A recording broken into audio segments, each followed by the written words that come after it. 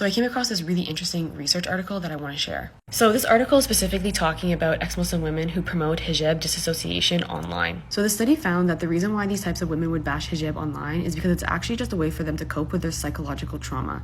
These types of women yearn for love and affection from their parents. They try to compensate through the love and affection they receive online from non-Muslims or like-minded people who support their decision to take their hijab off. If you've never had the pleasure of encountering the woman in that video, her name is Iman. She's not a very big fan of me or ex-Muslims in general. The only reason she gained any kind of following on TikTok in the first place is because she used to obsessively make videos about atheists and ex-Muslims. Iman, I know that you've got a Bachelor of Science. I know you're also studying Sharia law at a tertiary level. You know, I've actually done some tertiary study myself, and throughout my academic career, I picked up a few skills here and there about how to critically evaluate academic literature. And today, Iman, I want to show you some of the skills I learned by responding to this video. So something Muslims have definitely noticed by now, especially being on TikTok, is that there's quite a few ex-Muslims who have an entire TikTok page dedicated to just bashing Islam. And something that Muslims always advocate is that, well, your poor experience with Islam is actually cultural and not religious. However, they consistently decide to lash out on the religion Islam and not their cultural issues. So I came across this really interesting research article that I want to share. So this article is specifically talking about ex-Muslim women who promote hijab disassociation online.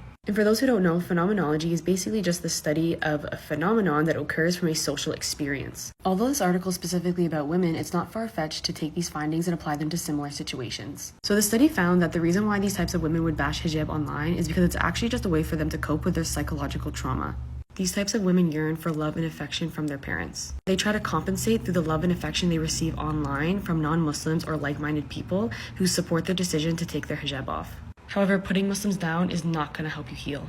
So the article that Iman used is called Hijab No More, a Phenomenological Study. Every now and then I'll see this article pop up on Twitter with a Muslim apologist trying to use it to prove their argument. Essentially, the author is a Muslim man with an academic background in, wait for it, marketing. So what this guy concludes is that Muslim and ex-Muslim women who move from Muslim countries to the West, then remove their hijab, are basically trying to restore their self-esteem and cope with their trauma. Here's what I'm going to do for you, Iman. I'm going to take you on a step-by-step guide to explain how I would critically assess and evaluate this article, and I hope you learn something from it. So step 1, who actually wrote it? You always need to be critical about where your source is actually coming from. Does the author have any kind of experience in this area? Is the author considered an expert in the field? What do their other publications look like? Have they published any work similar to this? So let's take a look at the author of your source. It looks like our friend Janice has a very strong background in marketing and business, but has no qualifications whatsoever in psychology, sociology, social work, or human behavior of any kind. In addition to his irrelevant qualifications, he also doesn't seem to have any experience in this area whatsoever. Okay, so at this point, Iman, we can already conclude that this study is probably quite unreliable and biased. So let's move on to step 2, assessing the methodology. When we're trying to figure out how reliable a source is, one of the first things we need to do is look at how they actually approached their research. In this case, he's gone for a qualitative approach. Because this guy isn't actually dealing with any quantitative data, his work already has some pretty major issues in terms of validity and reliability. Another major issue I can see here right off the bat is selection bias. So this guy has pointed out 4 things. Number 1, participants need to be a Muslim or ex-Muslim woman currently living in the West. Number 2, they need to be someone who used to wear hijab before immigrating to the West. Number 3, they took their hijab off while living in the West. And number 4, they are an activist or an advocate who encourages other women to take their hijab off. And you want to know how this guy found his participants? He used hashtags on Twitter. And he's not working in conjunction with anyone. This is all him and his opinion. The level of subjectivity and bias in this study is already absolutely through the roof. Number 3, sample size. Steps 2 and 3 kind of overlap because the sample size is technically a part of the methodology, but it is always important that we give weight and consideration to how many participants are actually being used in the study, especially, Iman, when you are trying to use the study to make sweeping claims about all ex-Muslim women and generalize us. I mean, she's even taken it a step further and said that it's not far-fetched to apply this study to others. Although this article is specifically about women, it's not far-fetched to take these findings and apply them to similar situations. What?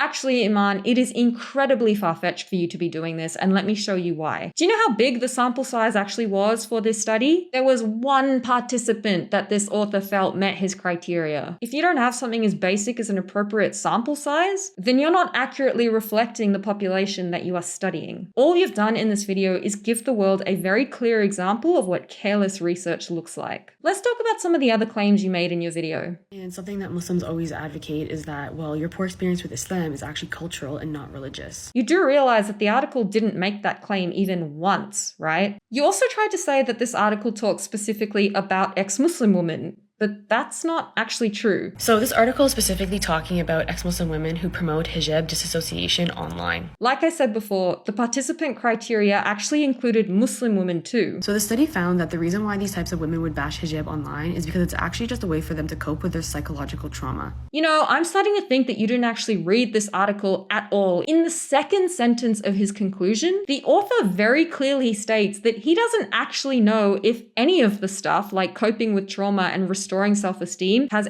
anything to do with hijab dissociation. This so-called study offers nothing of value to the academic world. No new knowledge was gained from producing this. And all of the people like Iman who try to use this study to make unfounded claims against former hijabis are just proving how bad their research skills actually are. I think you used this article for the same reason that the guy who wrote it decided to do this research in the first place. And that was simply to have a sad excuse to demonize and condescend to former hijabis. However, putting Muslims down is not going to help you heal.